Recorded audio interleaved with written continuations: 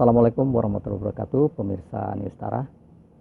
Jumpa lagi di obrolan santai serius, dan tamu saya kali ini adalah Bapak Hamid Amrin. Assalamualaikum, apa kabar? Waalaikumsalam, kabar baik. Lama tidak ketemu Mas Agus. Sehat ya? Alhamdulillah. Ya, beliau juga didampingi oleh istri tercinta, Ibu Pipi Sumantri. Sumanti. Ya, pemirsa, bincang-bincang kami kali ini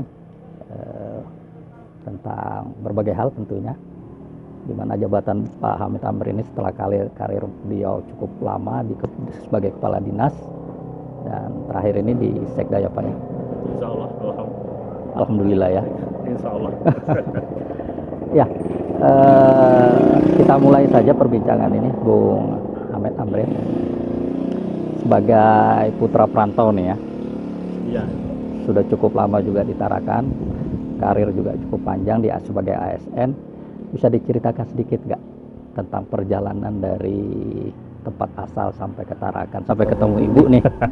Oh, itu panjang cerita. Panjang ya? Panjang sekali ceritanya itu. Kalau itu diceritakan, nggak habis 3 hari 3 malam kayak.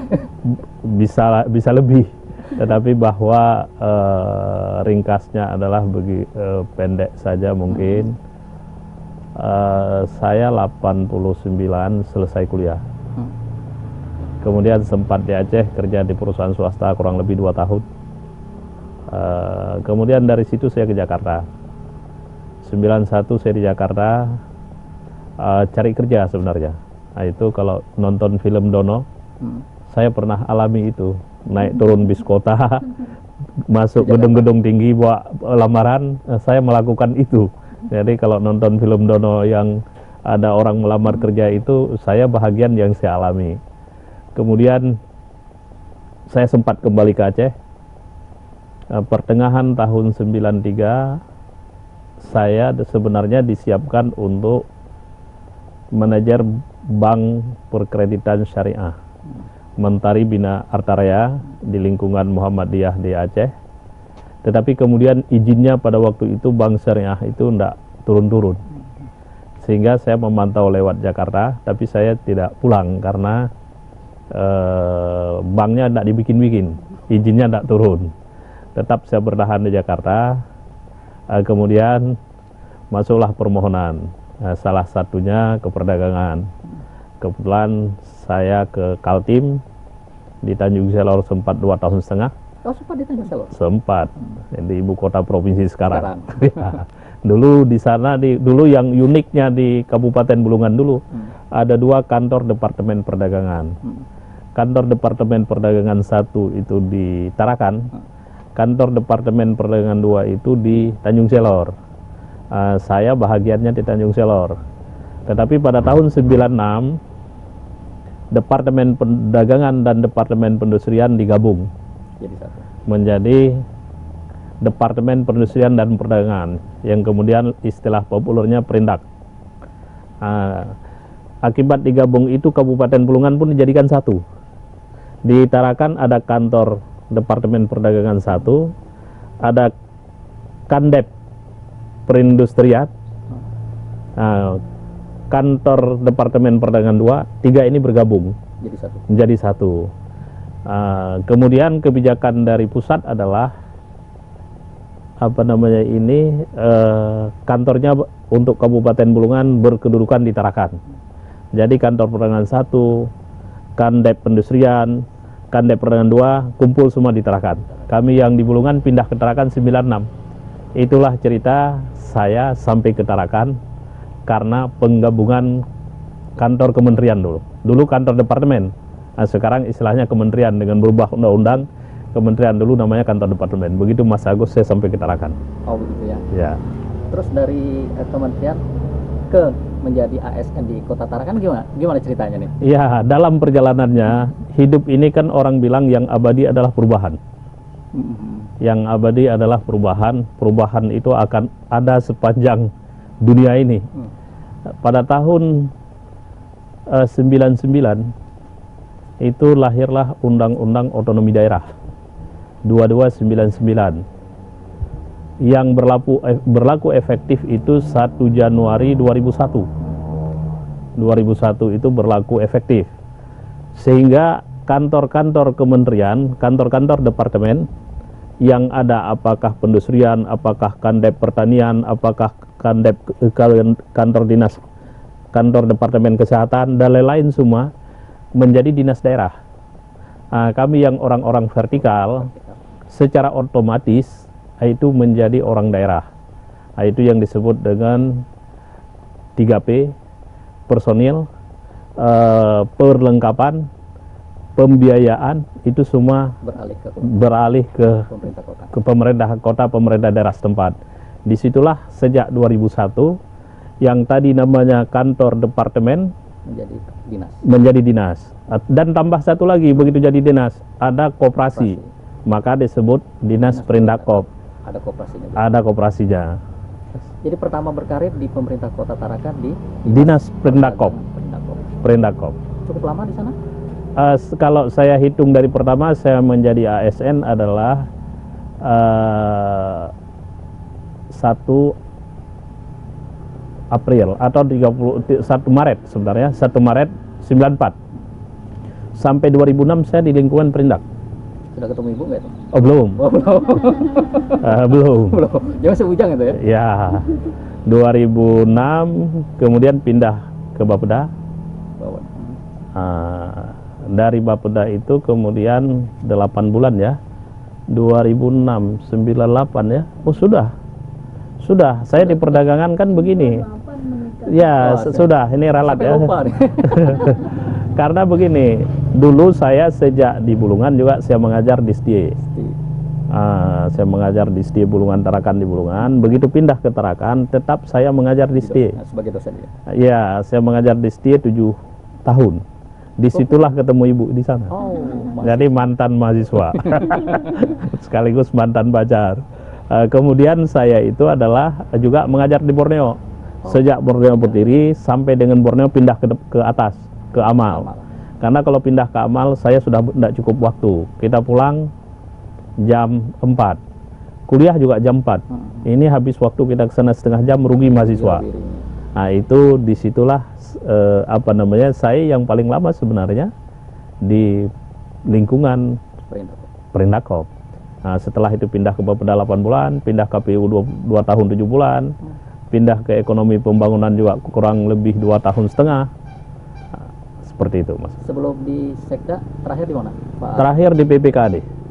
Dari jabatan-jabatan di dinas-dinas tadi yang paling enak di posisi sebagai, atau di institusi mana, atau di dinas mana?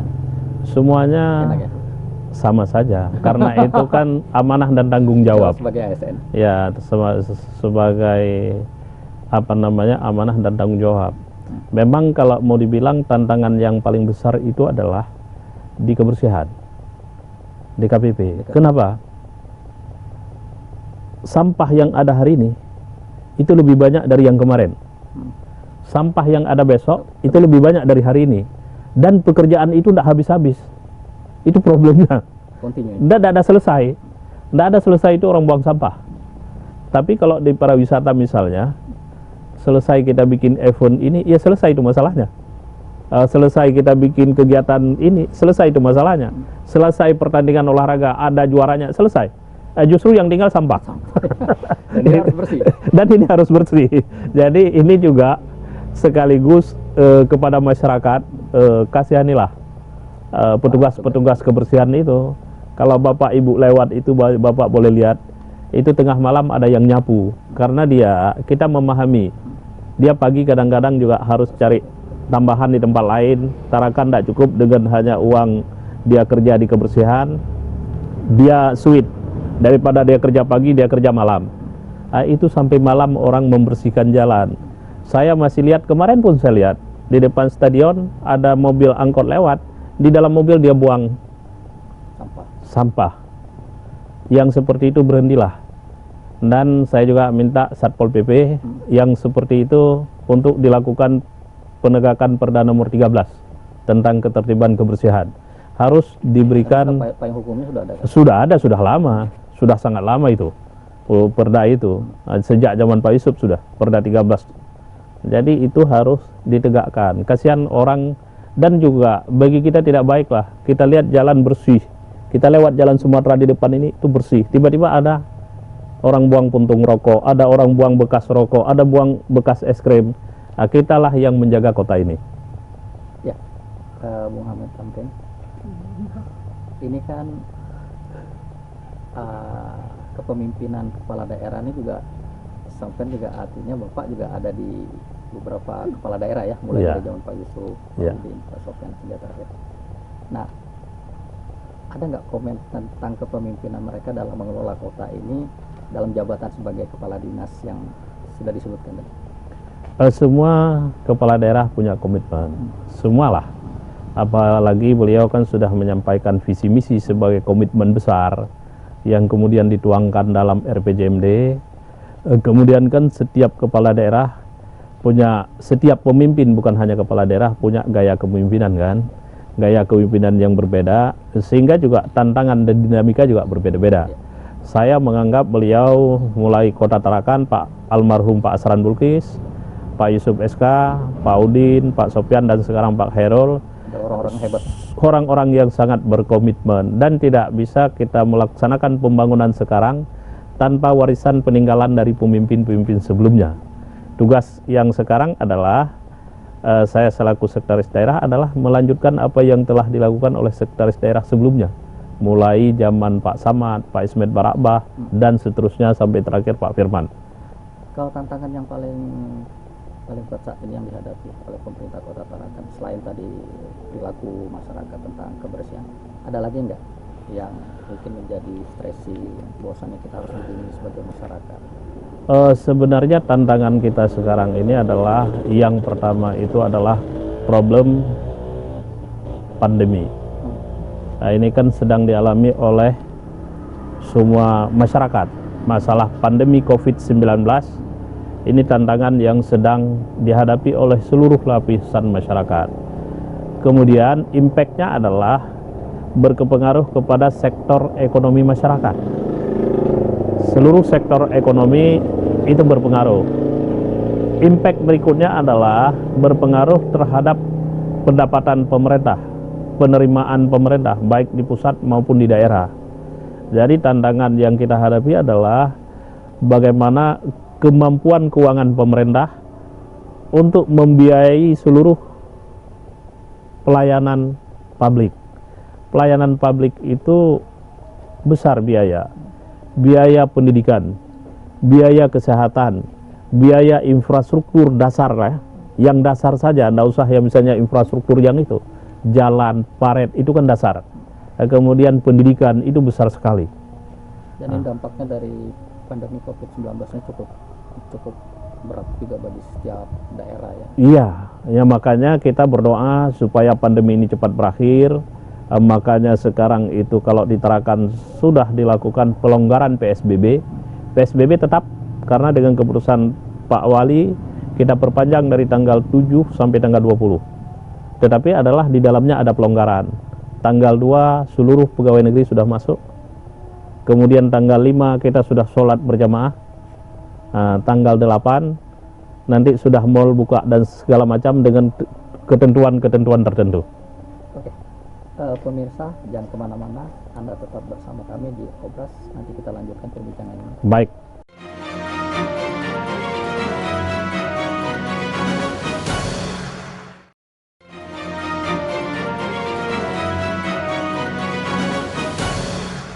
Ya, pemirsa, terima kasih Anda masih bersama kami di Obras, obrolan santai serius bersama Pak Sekda. Ya Pak Sekda, jalan karir ini cukup panjang ya. Tadi sudah diceritakan sebagiannya. Nah, kalau dari orang tua saat di kampung halaman, ini sesuai nggak cita-cita beliau dengan keadaan saat ini? Sebenarnya bebas. Oh gitu ya? Sebenarnya bebas, tetapi di dalam tanda petik sebenarnya saya walaupun masih remaja, kemudian saya mengamati juga keinginan orang tua saya. Orang tua saya hanya mengatakan begini dulu. Kebetulan orang tua saya petani. Dia bilang, kalau kau mau jadi orang kaya, kau pergi berniaga. Kalau kau menjadi orang berpangkat, kau pergi sekolah. Tapi kalau kau mau jadi orang jujur dan hidup hemat, jadilah kau petani. Orang tua saya tidak sekolah, tetapi saya anggap itu filosofi yang sangat dalam. Kebetulan bukan apa-apa ya, kebetulan saya belajar itu, prestasi itu agak selalu ranking di atas lah ya. Ketika saya di pesantren dulu, di kampung, ya, saya masih pesantren di kampung lah ya. Guru ngaji saya, kalau yang di bawah saya, kalau beliau ndak, kan banyak itu, beliau suruh ngajar sama saya. Mit, itu kau ajar saja itu. Kalau misalnya kitabnya itu, kami sebut kitab itu yang di bawah yang sudah saya pelajari. Saya sudah pelajari kitab di atas. Guru ngaji saya bilang, almarhum Tengku Hasballah, mudah-mudahan beliau luas alam kuburnya. Jadi beliau bilang, kamu ajarkan saja. Dari situ saya tahu bahwa orang tua saya pernah melobi guru ngaji saya. Guru ngaji saya kasih tahu saya, Hamid, kau tamat SMP, ayahmu minta sampaikan, kalau bisa kau pergi pesantren yang lebih tinggi dah. Kau lanjutkan ke pesantren mondok gitu. Kalau dulu kan masih pesantren di kampung, pulang pergi dari rumah.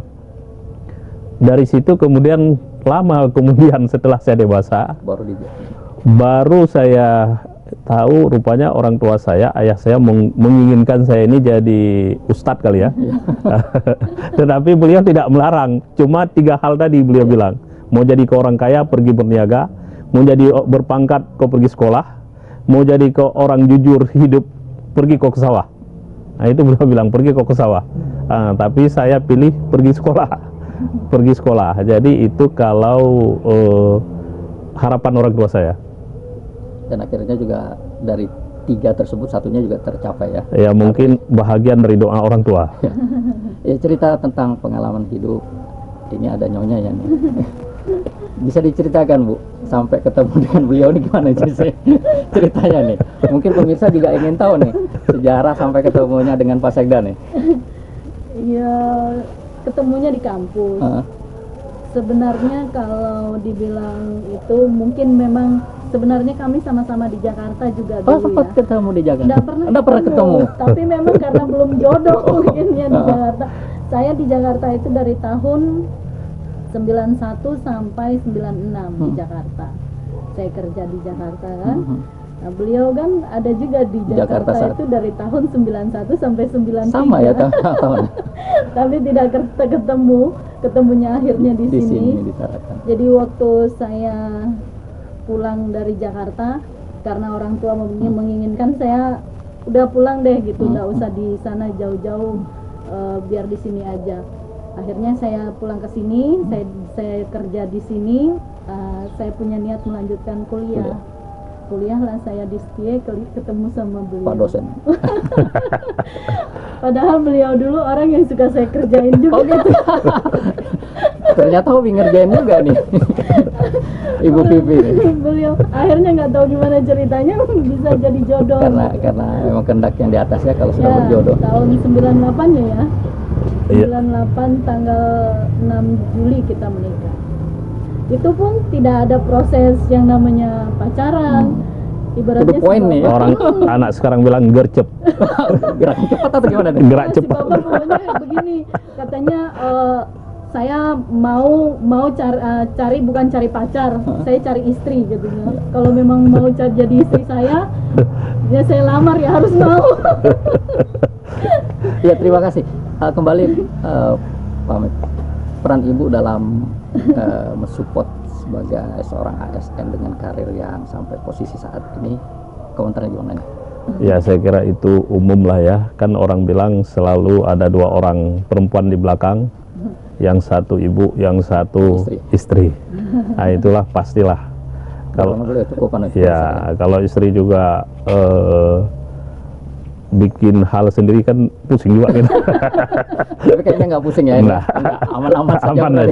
Aman saja. Karena istri teman diskusi. Oh, sering diskusi juga ya dengan ibu ya. Berarti peran ibu atau peran istri ini juga cukup besar ya dalam mencapai karir sampai pastilah saat. Itu.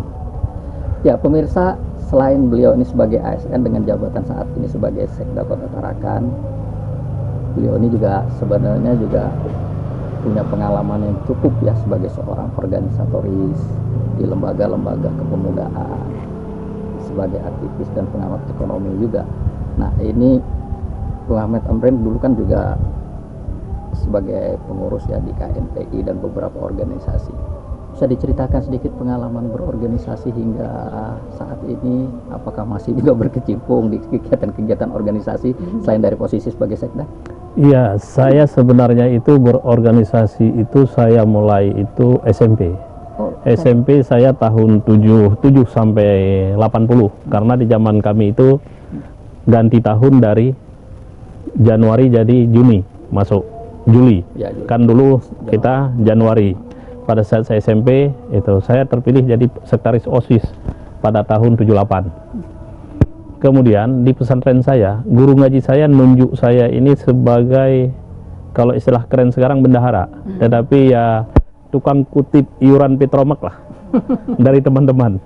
Itu pengalaman saya yang paling pertama itu jadi juru kutip iuran Petromak. Kampung nih ya, Mas? Di kampung. Oleh guru ngaji saya dipercaya, kaulah yang pegang ini orang yang bayar lampu Petromak. Ada yang 200 rupiah, ada yang 100, ada yang 50 rupiah. Zaman tahun 78. Nah, supaya kalau malam itu lampu Petromak hidup. Nah, kemudian itulah perjalanan yang awal. Ya sampai hari ini saya masih pengurus Kahmi Tarakan, ketua Dewan Pakar.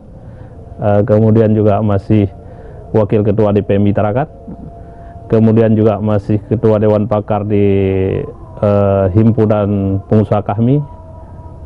Kalau yang lain-lain itu pernah KNPI lama, di HMI, di Ormas juga, Ormas Masyarakat, dan juga saya ketua Dewan Penasehat Masyarakat Aceh yang ada di Tarakan. Cuma biasa kalau saya aktif dulu di organisasi-organisasi itu, apakah di KONI, di PMI, di KNPI, sering dipercaya oleh teman-teman jadi ketua steering komite. Itu aja.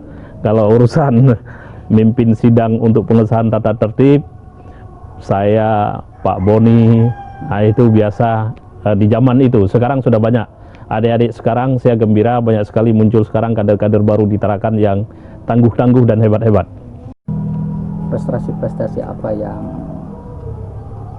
saat ini dicapai oleh Tarakan dalam pandangan Pak Amit Amit sebagai Sekot ya, Sekretaris Kota Tarakan? Kalau saat ini yang pertama lah ya, saya melihat tahun lalu kalau secara makroekonomi kita cukup bagus. Inflasi kita 1,47 di bawah nasional ya? Jauh sekali, kita urutan 2 secara nasional. Urutan 2 teratas. Kemudian juga IPM kita juga dengan harapan hidup sekarang 70, saya lupa angkanya ya, tapi tertinggi kita di Kalimantan Utara, 70 sekian ya, 76 kalau tidak salah, 0,69. Pertumbuhan ekonomi? Pertumbuhan ekonomi juga tahun lalu 6% lebih. Kemudian juga secara makro orang miskin juga berkurang. Ini kalau di ruangan saya bisa sampaikan data-data yang lebih fix. Karena ini santai aja jadi. Ya, karena santai aja, tetapi hampir semua indikator secara juristis ya. Tetapi secara umum adalah kalau orang malam rame atau siang rame, berarti itu ekonomi tumbuh. Nah, karena kita pernah mengalami kontraksi ekonomi sebelumnya, malam sepi. Warung-warung itu sepi. Itu pertanda ekonomi tidak jalan. Apa penyebabnya? Sebenarnya sederhana.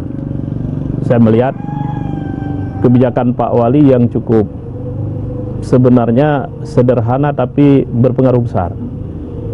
Membayar TPP ASN, honor RT, kemudian ini seluruh honor-honor TPA guru segala macam. Setelah itu saya hitung, karena saya masuk di BPKAD, saya hitung belanja pemerintah per bulan pada tahun lalu rata-rata itu 40 sampai 45 miliar. Itulah uang itu yang berputar di tengah-tengah masyarakat, yang membuat pertumbuhan ekonomi naik, segala macam itu naik. Walaupun itu misalnya kita tidak dihitung dengan dikasih piala ya, tetapi secara nyata adalah masyarakat itu bisa bernafas. Bisa bernafas. Itu kalau kita tidak hitung dari sisi pialanya. Kalau piala tahun lalu waktu saya di BPKAD juga, dari Kanwil Dirjen Anggaran memberikan tarakan sebagai pengelolaan DAK terbaik. Nah itu kita dapat kalau yang seperti itu. Tetapi di luar itu adalah yang paling penting yang dirasakan oleh masyarakat. Hingga saat ini cukup bagus nih perputaran. Kalau kas daerah insya Allah sampai sekarang masih normal.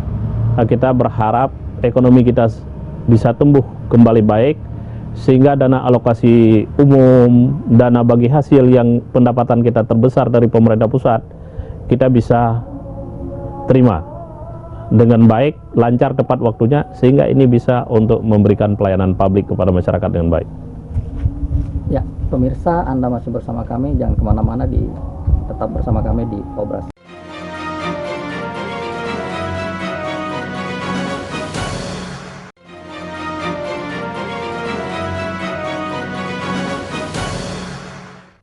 Ya, terima kasih pemirsa, Anda masih bersama kami di Obras, obrolan santai serius.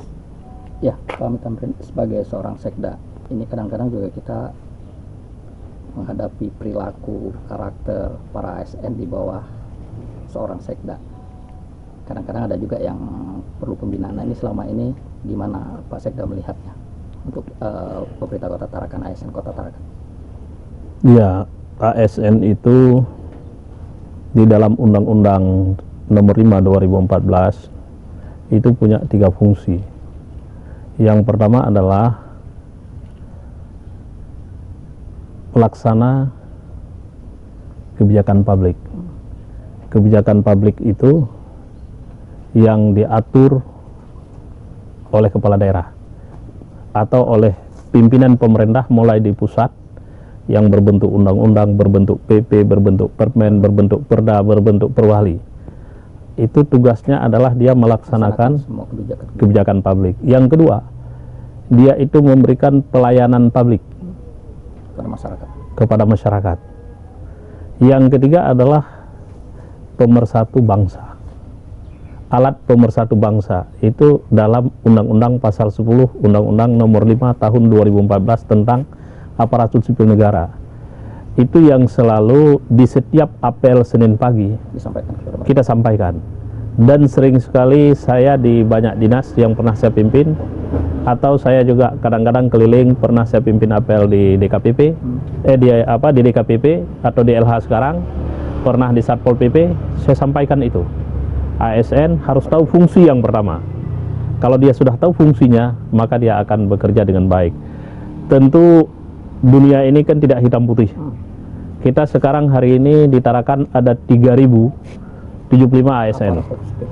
3075. Cukup banyak. Atau ideal ini atau masih dari sisi kebutuhan sebenarnya kita kurang. Apalagi kita sudah lama tidak menerima CPNS. Secara ideal ASN itu 1,5% dari jumlah penduduk. Ini di negara-negara maju harus direct man and direct place. Dia tidak berpulau-pulau. Itu 1,5% dari jumlah penduduk. Kalau penduduk kita 270.000, harusnya kita sekitar 4.000-an. Tetapi kita tidak ada masalah.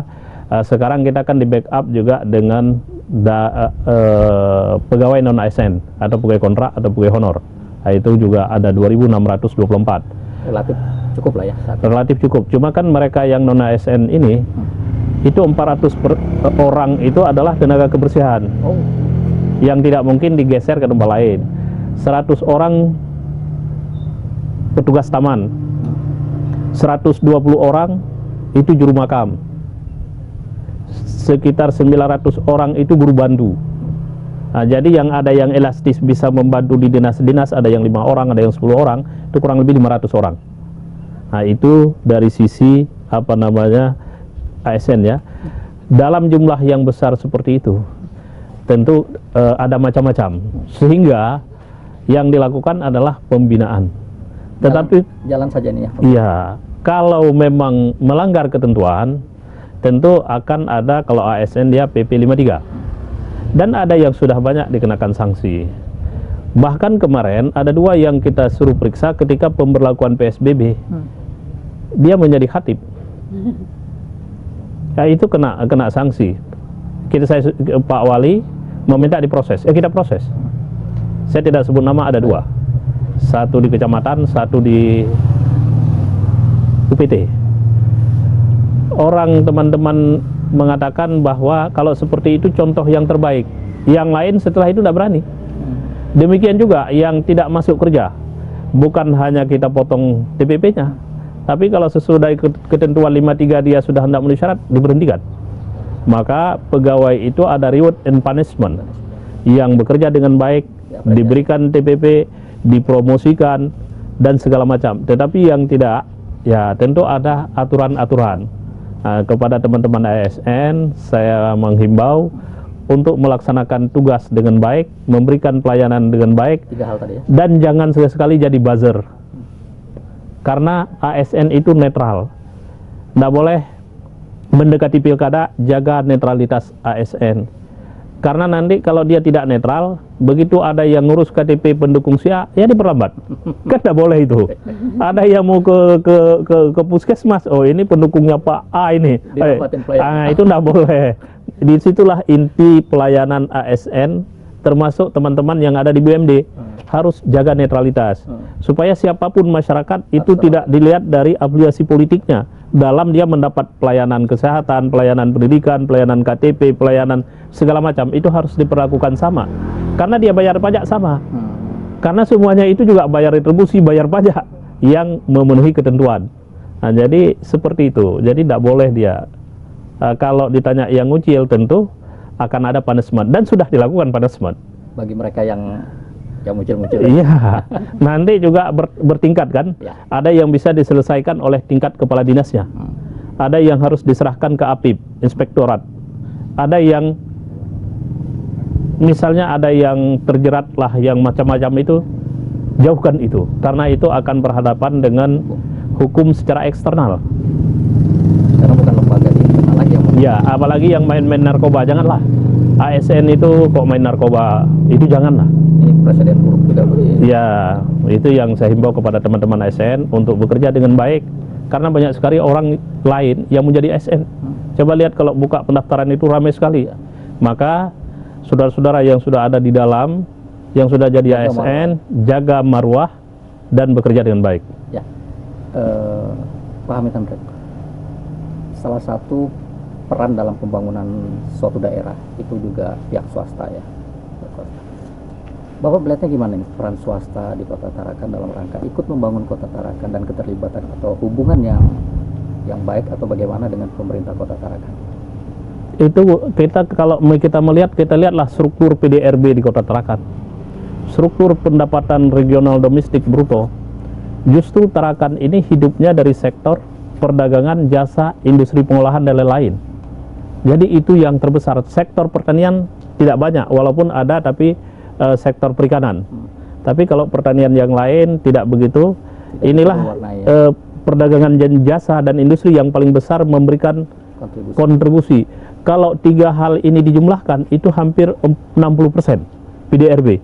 Itulah misalnya kita di sini ada cold storage yang besar-besar, ada perusahaan kayu, ada perbankan yang jasa, ada toko, ada segala macam hotel. Itu yang akan memberikan kontribusi dalam pembangunan di Tarakan. Dan saya kira dari sisi pendapatan daerah juga selama ini sektor yang terbesar memberikan PAD adalah hotel, pajak restoran, pajak reklame. Reklame ini yang bikin kegiatan kan pelaku usaha. Ada lomba ini, ada pertandingan olahraga, kejuaraan ini, ada kegiatan show ini, show itu. Ini kan mereka pasang umbul-umbul di mana-mana. Dikenakan pajak itu. Itu ada pajaknya, retribusi, pajak reklame. Kemudian dari sisi pemerintah sendiri, ini sekarang kita dalam tahapan pembentukan mall pelayanan publik.